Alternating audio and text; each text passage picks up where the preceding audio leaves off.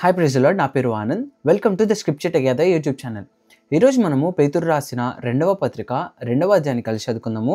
మీ దగ్గర బైబిల్స్ ఉన్నట్లయితే దయచేసి వాటిని తెరిచావండి. ఒకవేళ లేనట్లయితే స్క్రీన్ మీద వాక్యం వస్తుంది, దాన్ని చూసి అయినా చదవాల్సిందిగా కోరుచున్నాను.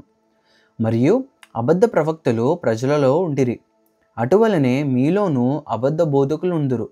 వీరు తమ్మును కొనిన ప్రభువును కూడా విసర్జించుచు తమకు తామే శీఘ్రముగా నాశనము కలుగజేసుకొనుచు నాశనకరమగు భిన్నాభిప్రాయములను రహస్యంగా బోధించుదురు. మరియు అనేకులు వారి పోకిరి చేష్టలను అనుసరించి నడుతురు. వీరిని బట్టి సత్యమార్గము దూషింపబడును.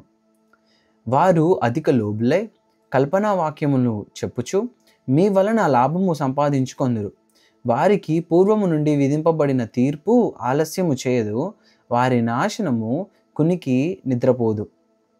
దేవదూతలు పాపము చేసినప్పుడు దేవుడు వారిని విడిచిపెట్టక పాతాళ లోకమందలి కటిక చీకటి గల బిలములలోనికి త్రోసి తీర్పుకు కావలిలో ఉంచబడుటకు వారిని అప్పగించను.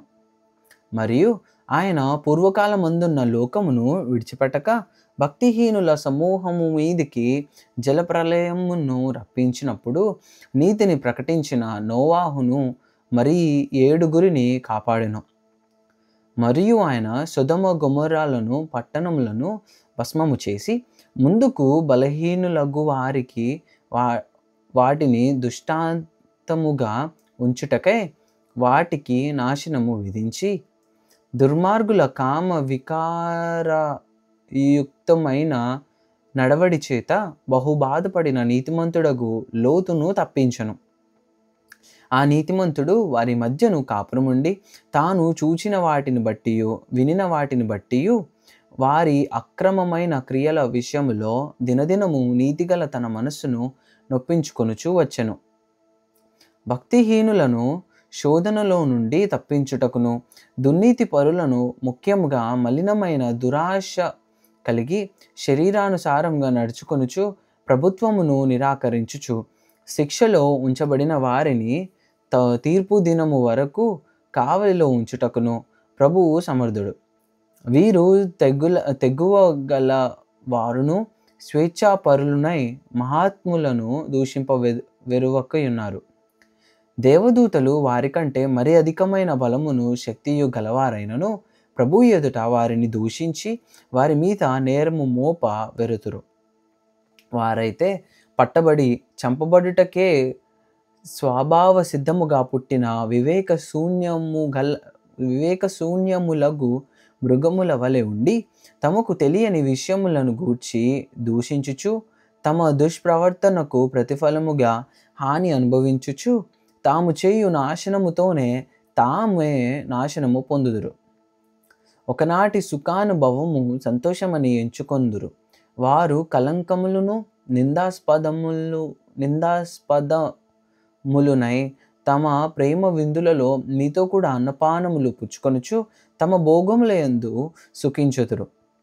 వ్యభిచారిణిని చూచి ఆశించుచు పాపము మానలేని కన్నులు గలవారును అస్థిరులైన వారి మనస్సులను మరులు కొల్పుచు లోభత్వమందు సాధకము చేయబడిన హృదయము గలవారును శాపగ్రస్తులనై ఉండి